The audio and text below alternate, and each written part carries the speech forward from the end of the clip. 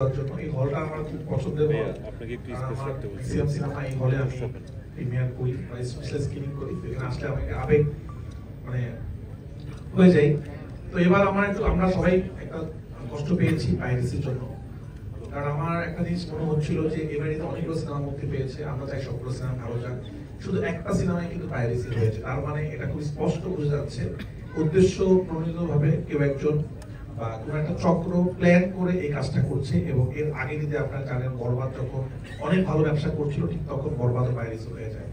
তো এটা একটা চক্র, তারা খুব পরিকল্পিতভাবে প্ল্যান করছে। বাংলা সিনেমা কোনোভাবেই ভালো ব্যবসা করতে দেওয়া যাবে না, সাকিব খানের কোন সিনেমা অনেক ব্যবসা করতে দেওয়া যাবে না, কোনো ভালো প্রযোজনা প্রতিষ্ঠানকে দাঁড়ানো করানো যাবে না।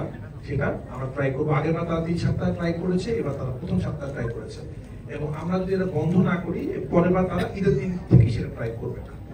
তো আমরা পুলিশ বাহিনীকে ধন্যবাদ দিতে চাই, তারা খুব দ্রুত সাথে 3 জনকে অ্যারেস্ট করেছে এবং আমরা হাল ছাড়বো না। আমরা প্রতিদিন কথা বলছি তাদের সাথে, এটা কোত্থেকে পাইরেসি হয়েছে এরকম একটা কপি সেটা আমরা বের করব এবং ইনশাআল্লাহ এটা আমরা বন্ধ করব। আর দর্শকদেরকে ধন্যবাদ দিতে চাই, দর্শকরা দেখিয়ে দিয়েছেন যে চক্রমোহন পাইরেসিটা করেছিল শুধুমাত্র একটি সিনেমা এবারিতে তাণ্ডব, যেন ওই সিনেমাটা না চলে। দর্শকরা দেখিয়ে দিয়েছে তারা পাইরেসি কিছু দেখে না, তারা সিনেমা দেখে।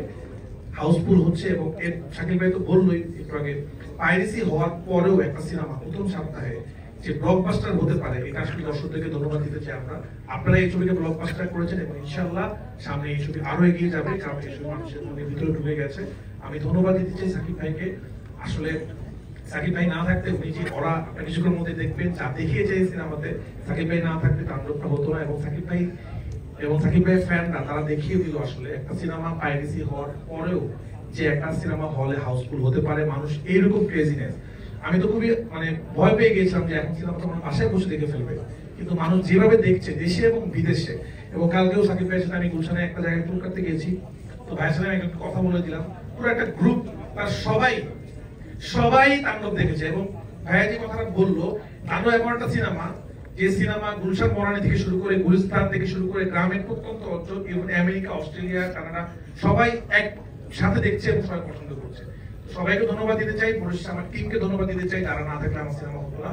সবাইকে অনেক অনেক ধন্যবাদ। সিনেমাটা দেখেন, আপনাদের ভালো লাগলে আপনারা সবাইকে বলবেন।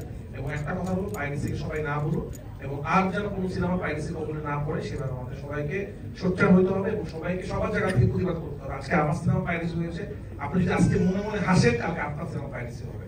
সবাইকে অনেক অনেক ধন্যবাদ। আপনার জন্য থ্যাংক ইউ।